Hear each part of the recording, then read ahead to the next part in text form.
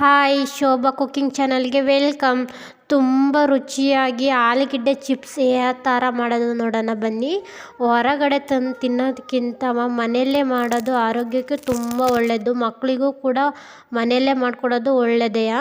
ಆಲೂಗೆಡ್ಡೆ ತೊಗೊಂಡಿದ್ದೀನಿ. ಆಲೂಗೆಡ್ಡೆ ಸಿಪ್ಪೆ ಎಲ್ಲ ತೆಗೆದುಬಿಟ್ಟು ವಾಶ್ ಮಾಡಿ ತೊಗೊಂಡಿದ್ದೀನಿ. ಈ ಥರ ಚೆನ್ನಾಗಿ ಕಟ್ ಮಾಡ್ಕೋಬೇಕು ತೆಳ್ಳಗೆ. ಈ ಥರದ್ದು ಕಟ್ ಮಾಡೋದಿಲ್ಲ ಅಂದರೆ ಚಾಕುಲಾದತ್ತು ಮತ್ತು ಕೊಬ್ಬರಿ ತುರಿಯೋದು ಇರ್ತೈತೆ, ಅದರೊಳಗೆ ಈ ಥರ ಕಟ್ ಮಾಡ್ಕೊರೋದು ಇರ್ತೈತೆ. ಆ ಥರ ಅದರೊಳಗೆ ಕಟ್ ಮಾಡ್ಕೊಬೋದು ನೀವು. ಈ ಥರ ತೆಳ್ಳು ಕಟ್ ಮಾಡ್ಕೋಬೇಕು. ಇದೇ ರೀತಿ ಎಲ್ಲವನ್ನೂ ಕಟ್ ಮಾಡ್ಕೊತೀನಿ. ಕಟ್ ಮಾಡಿಬಿಟ್ಟು ನೀಟಾಗೆ ಬಟ್ಟೆಯಲ್ಲಿ ಒರೆಸ್ಕೋಬೇಕು. ಒಂದು ಸ್ವಲ್ಪ ನೀರು ಥರ ಇರ್ತೈತೆ, ಅದಕ್ಕೆ ಯಾವುದೇ ರೀತಿ ನೀರಲ್ಲಿ ವಾಶ್ ಮಾಡೋದು ಆಗಲಿ ಏನೂ ಮಾಡೋ ಅವಶ್ಯಕತೆ ಇಲ್ಲ. ಕಟ್ ಮಾಡಿದ ಮೇಲೆ ಈ ಥರ ಬಟ್ಟೆಯಲ್ಲೇ ಒರೆಸ್ಕೊಂಡ್ರೆ ಆಯಿತು. ಎಣ್ಣೆ ಬಿಸಿ ಆಗೋದಕ್ಕೆ ಇಟ್ಟಿದ್ದೀನಿ ನೋಡಿ. ಎಣ್ಣೆ ಜಾಸ್ತಿ ಬಿಸಿ ಆಗಿರಬಾರ್ದು, ಉಗುರು ಬೆಚ್ಚಲಿದ್ರೆ ಸಾಕು. ಎಣ್ಣೆ ಜಾಸ್ತಿ ಬಿಸಿ ಇದ್ದರೆ ಬೇಗ ಹಾಕಿದ ತಕ್ಷಣ ಸೀದೋಗ್ಬಿಡ್ತವೆ. ಅದಕ್ಕೆ ಸ್ವಲ್ಪ ಲೈಟಾಗಿ ಬಿಸಿ ಇರಬೇಕು. ಸಣ್ಣೂರೇ ಹಿಡ್ಕೋಬೇಕು ಕರಿಯುವಾಗ. ಇದನ್ನ ಒಂದು 20 ನಿಮಿಷ ಕಾಲ ಸಣ್ಣೂರೇ ಹಿಡ್ಕೊಂಡೇ ಕರಿಬೇಕು.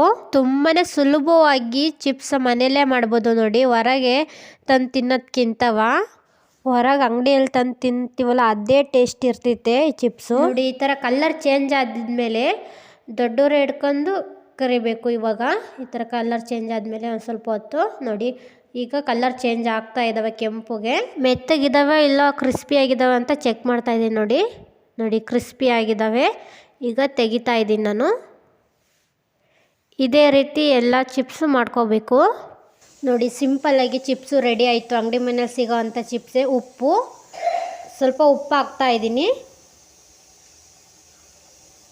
ಖಾರದ ಪುಡಿ ಒಂದು ಸ್ವಲ್ಪ ಹಾಕ್ತಾಯಿದ್ದೀನಿ. ಇಷ್ಟನ್ನು ಹಾಕಿ ಚೆನ್ನಾಗಿ ಮಿಕ್ಸ್ ಮಾಡ್ಕೋಬೇಕು. ಚಿಕ್ಕ ಮಕ್ಕಳು ಮಾಡಿರೋದ್ರಿಂದ ಸ್ವಲ್ಪ ಹಾಕ್ತಾಯಿದ್ದೀನಿ ಉಪ್ಪು ಖಾರವ ನೋಡಿ. ಎಷ್ಟು ಕ್ರಿಸ್ಪಿಯಾಗಿ ತುಂಬ ರುಚಿಯಾಗಿ ಆಗಿದ್ದಾವೆ ಚಿಪ್ಸು. ಚಿಕ್ಕ ಮಕ್ಕಳಿಗಂತೂ ತುಂಬಾ ಇಷ್ಟ ಆಗ್ತತೆ. ಇದೇ ಮೆಥಡಲ್ಲಿ ಫಾಲೋ ಮಾಡಿ. ವಿಡಿಯೋ ಇಷ್ಟ ಆಗಿದ್ದಲ್ಲಿ ಲೈಕ್ ಮಾಡಿ, ಶೇರ್ ಮಾಡಿ, ಕಮೆಂಟ್ ಮಾಡಿ, ಹಾಗೆ ಸಬ್ಸ್ಕ್ರೈಬ್ ಮಾಡಿ. Thank you.